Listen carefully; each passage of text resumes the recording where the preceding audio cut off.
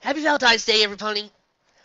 Look, um, I know it seems a little odd for me to do this, but somebody did make a request to do a chapter, do Kindness is Reward, and I do need a break from the One Piece fic. Alright, I mean, I've been at it over a month and a half, and I like doing, say, Savior of Worlds, or even a minor variation, both of which I enjoyed. Sitting through this for over almost 3 months without a break is going to drive me mad.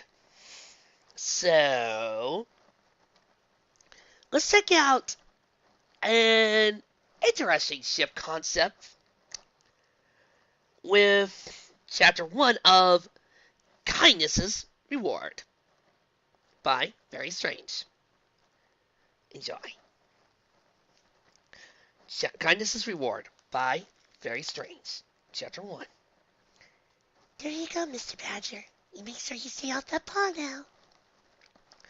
Fluttershy told the small critter in front of her, one hoof holding up a bandaged paw, while the other carefully stroked his back. The badger gave a grumpy growl in response. Now, it was her vegetable garden after all. If you're ever hungry, come see me, okay? Fluttershy responded, patient as ever. She gave the badger back its paw, and the creature wandered off. Fluttershy smiled and looked around. The day was just a perfect day in her mind. The sun had warmed the hill she sat on, making it all the more comfortable as she tended to the creatures as they came for her aid. She preferred to tend to them in her hut, where she could thoroughly clean and care for any wound or problem. But many wild animals were all that comfortable indoors, and she did her best to accommodate them. However, her next visitor was no small critter. A cloaked figure emerged from the Everfree forest. Turning to Fluttershy once she was clear. Fluttershy watched the figure approach, nerves steadying as she recognized the pony behind the cloak. Good morning, Sakura. How are you? Fluttershy greeted her zebra friend as Sakura reached her and threw back her hood. Sakura came into town more often now, and she and Twilight visited each other frequently. But Fluttershy didn't know that the zebra well, and her visit certainly came as a surprise. A morning it is, and quite fair, but I'm afraid it's a good mood I bear, Sakura replied. Fluttershy blinked. Sakura's words were always pretty, but never easy for the Pegasus to follow. Is something the matter? She asked. Sakura nodded. I am sorry to ask, but I need a boon, or else I fear I'll be at my wit's end soon.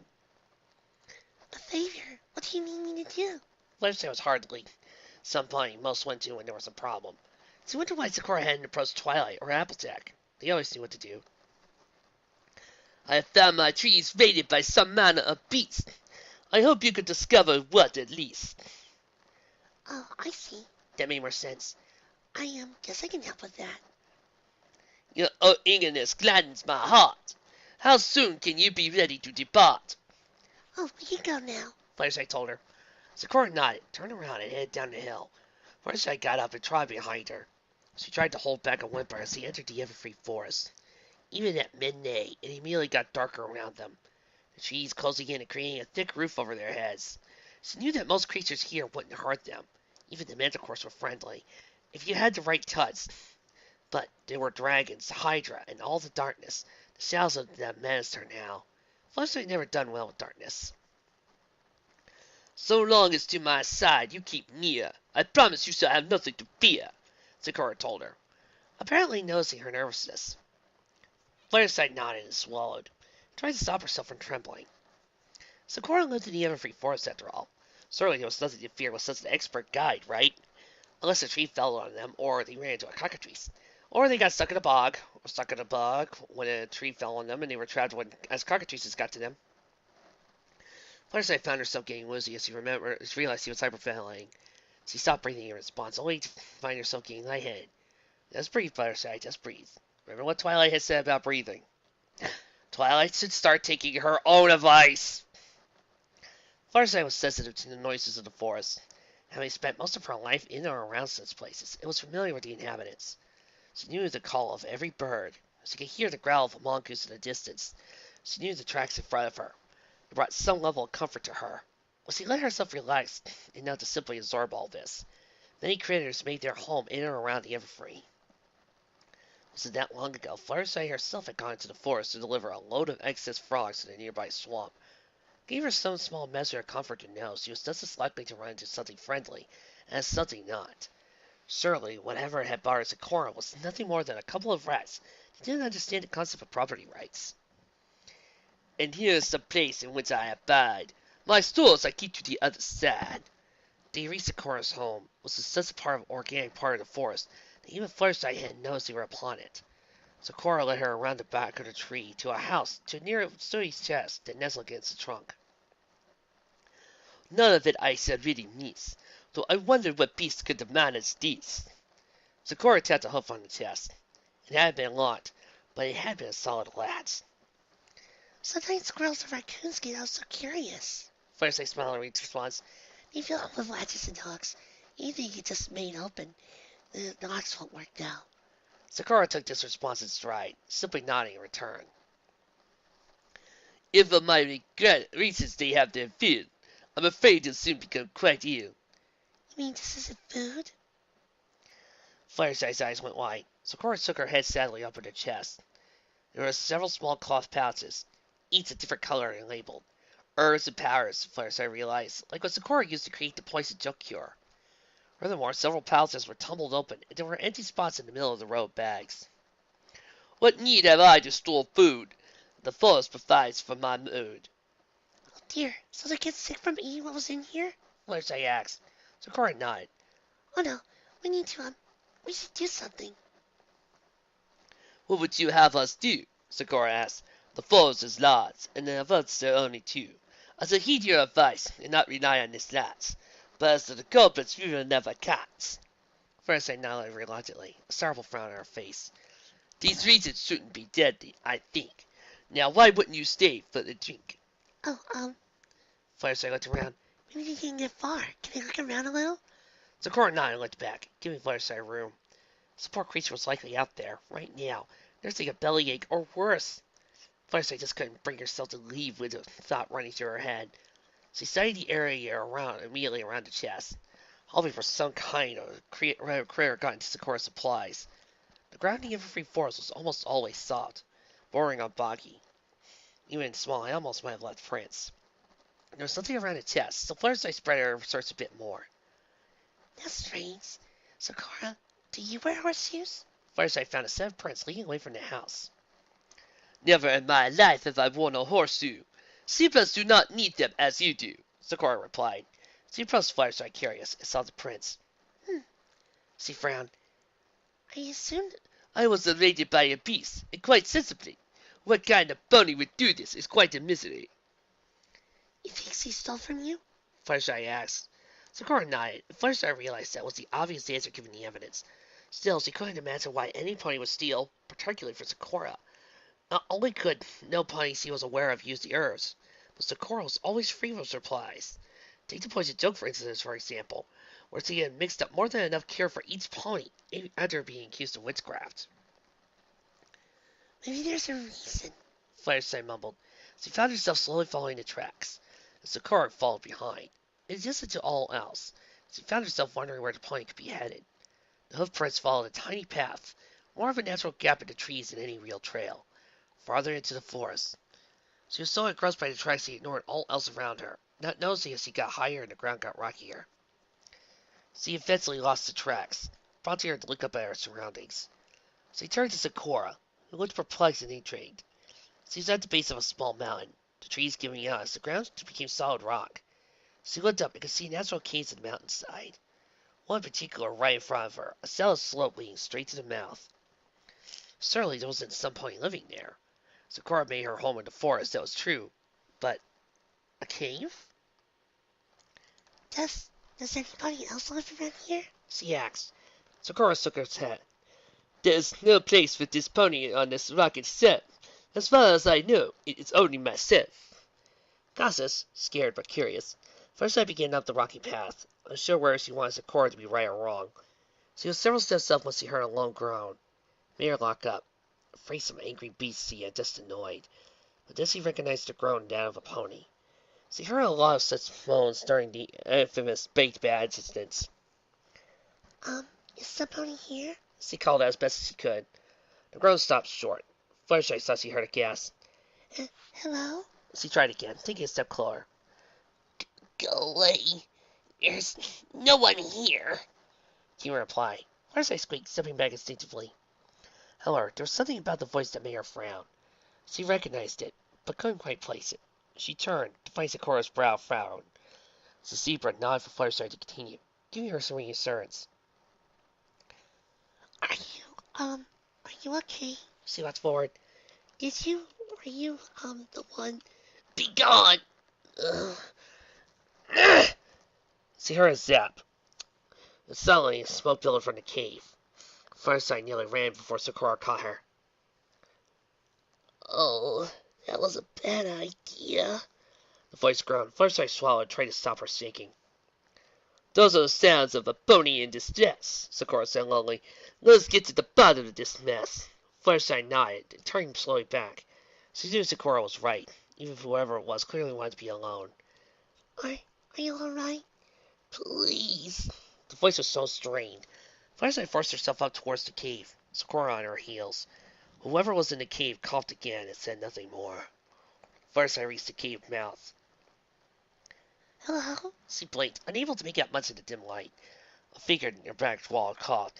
I command you to leave. Nobody's allowed to see me like this. The voice finally clicked in Fluttershy's mind. Trixie? She stepped aside, eyes adjusting to the light. It was in fact a blue unicorn. Mane and tail were torn rat's nests. She was covered in scratches and gashes. Her ribs were visible. It was hard to imagine, but the pony's cueing markers identified her as the show mare that had come to Legend Ponyville months ago. Leave. Trixie groaned, panting. Fluttershy could hear the air pony's stomach growl, and the once proud unicorn winced, eyes tearing up. Her head slipped down against the ground. Trixie! Fluttershy rushed to her side. She was out cold, her breathing pained and ragged. Oh, don't worry. Sakura! Great and powerful Trixie approves. Trixie moaned. She felt so warm and comfortable, hung perfectly peaceful sleep and wakefulness. In her mind, she was getting a spa treatment. An expert young mare, filling her hose gently until they would gleam as she rested on a mountain of pillows. Masseuse next. Trixie ordered, half asleep. She heard a squeak. Why, the spa girl must be timid. Trixie smiled. She looked so cute and innocent. And then suddenly, she felt a sharp pain in her hoof that distorted the illusion. Ow! Oh, sorry. I just need to get the splinters out. The voice made Trixie finally wake up. She opened her eyes, immediately shutting them again as the light attacked her poor retinas. Groaning, she tried again, slowly peeking out from behind her eyelids. She was on something soft, a bed, she guessed, feeling what was no doubt a pillow beneath her head. She was on her back, looking up at a yellow ceiling. She was very comfortable, but too confused to enjoy the sensation. She turned her head to look around, immediately wincing as she began to feel the aches and pains again.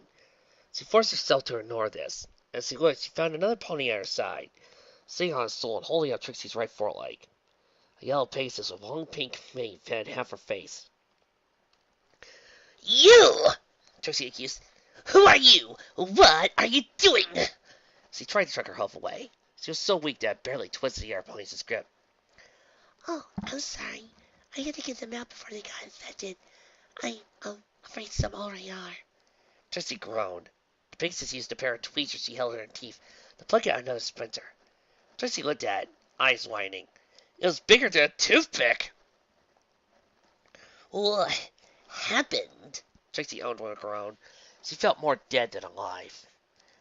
Sakura said you tried to eat her ingredients. You poisoned yourself a little. I keep a lot of medical supplies, so we brought you here.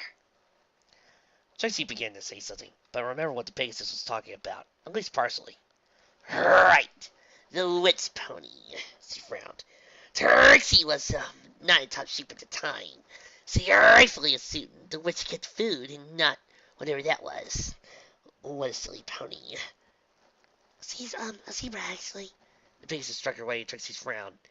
Well, the great and powerful Trixie appreciates being pampered. She has quite enough of this. She's still be leaving now. She went to the Pegasus, waiting for a response. The pink-maned pony just gave a worriedful glance, but nodded. Aren't you going to argue with Trixie? She asked, a little hesitant. The Pegasus shook her head. Well, Trixie huffed. Good to see some pony with some good sense. She struggled to get to her side, wincing at every moment. And powerful. The Pegasus stepped aside. Trixie got out of her bed, eyes watering. Trixie does not. Whoa! She fell down to where she stood. She groaned, trying to lift herself up from the floor, but found she couldn't support her own weight. A horrible pain of hunger made her cry out a little. She looked up to see the Pegasus standing over her, watching her with such open eyes. Trixie looked away. Would you, like some lunch first? The Pegasus asked. Voice wasn't mocking her or sarcastic like Trixie expected. She was asking that, in all honesty, Trixie was astounded. The great and powerful Trixie looked like that, yes, she admitted, not looking back at her caretaker. The Pegasus trotted away, just leaving Trixie on the floor. Trixie looked around from her low vantage point. It was a tidy, sunny room, as far as she could make out, almost disgustingly cute. All yellows and greens with rustic wood elements, like she had stepped into the home of spring itself. Trixie's thoughts were interrupted by a small clatter.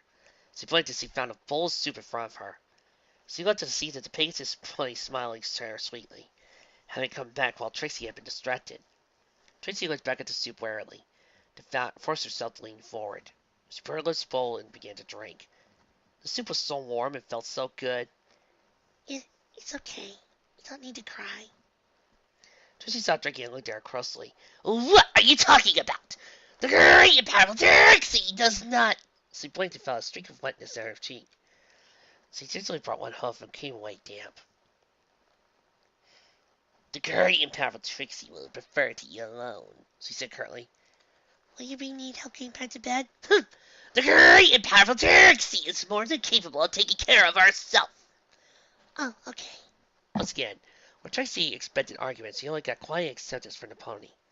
She disappeared, and though Trixie couldn't see it, she heard a door close. Alone, Trixie got back to her soup. She felt more tears come and didn't have the will to hold them back. It felt so long since she had eaten, even longer since she had eaten anything substantial. The forest seemed endless and thick whenever she had searched for an exit, but barren and full of hatred for wherever she had searched for food. There was no grass, the undergrowth smothered by the thick canopy. What leaves she had found had been bitter. Berries had almost been brightly colored and dangerous. What wasn't clearly poisonous was usually scarce, such as a hoofful of foreign nuts or a patch of grass. It was as if the forest itself was evil. It had not just nearly starved her, but it grabbed her on legs and sides. It tore at her mane and tail, and it taunted her at every turn. So yes, she allowed herself to cry, just this once. She drained the soup astoundingly quick, her sore throat as she gulped down the hot broth. She tilted the bowl up, getting every drop. Her belly felt bloated and painful, but she wouldn't trade the feeling for anything in the world. Surely now, she figured, she could get to her feet. Once she tried twice, before it dawned on her that all the soup had done was make her heavier. She looked at her forelegs in frustration, and realized she was bleeding from around her hooves. There was where the underbrush had always cut her, or worse, thorns and splinters had stuck in her. There were layers of pain to feel in that moment, but a dull ache of her muscles and the sharpness of cuts, the exquisite agony inside of her. She was going nowhere. There, you there, pony! The great and powerful Trixie demands you come this instant! She called, trying to learn where she believed the door was. She heard no response. Do you hear me? Come already! Please. She wavered. She heard the door click. She managed to look and see the Pegasus approach her. Do you need any help? Trixie growled. The great and powerful Trixie has decided, in her infinite benevolence, to indulge you for a while longer. You are now free to return peppering me. Oh, do you, want me to help you into bed? The Pegasus asked, asking if she hadn't heard a word Trixie had said. Trixie had scowled and looked away. That would be acceptable, she muttered. She heard the Pegasus try around and suddenly found nuts at her side. She winced. Careful! She sighed. She got no response. The pony continued to nudge her. Confused, she tried to lift herself. She soon she was being prompted. Then she felt the other pony's head go underneath her. She found herself being lifted over on the Pegasus' back, briefly carried like a sack of grain. The Pegasus turned to the side and lifted Trixie onto the bed.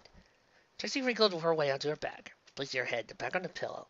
She looked at her host, hanging in the air, frowned. You may continue the pampering now, She told the Pegasus. You're probably just not confidently. Got her tweezers out again. Gentle now! Trixie prompted, reminding how much it stung before. The yellow pony closed her eyes and briefly nodded. Trixie found the gesture demeaning. She was being coddled. Don't go getting ideas, you commoner! Trixie tried to sound imitating. Trixie is so great and powerful.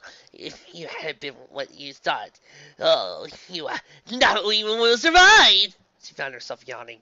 The way her stomach was beginning to settle, and her meal was happening what little air she had left to digest it.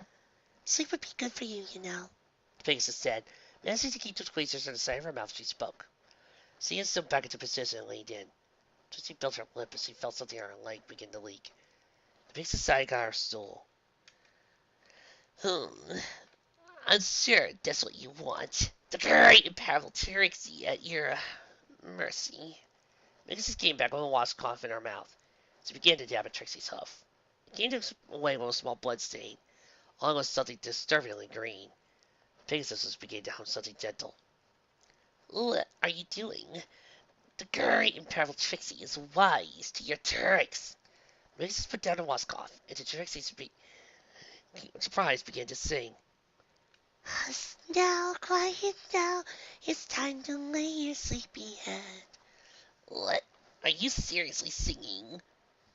Hush now, quiet now, it's time to go to bed. The great and is not so filling to be said. Drifting off to sleep, leave the sun and day behind you. Stop that right now. Drifting off to sleep, let the joy of daylight find you. Great and powerful. Trixie's eyelids were closed, and her breathing was slowing down. She slowly fell asleep. The Pegasus was waiting for the sound of a snore before getting back to work.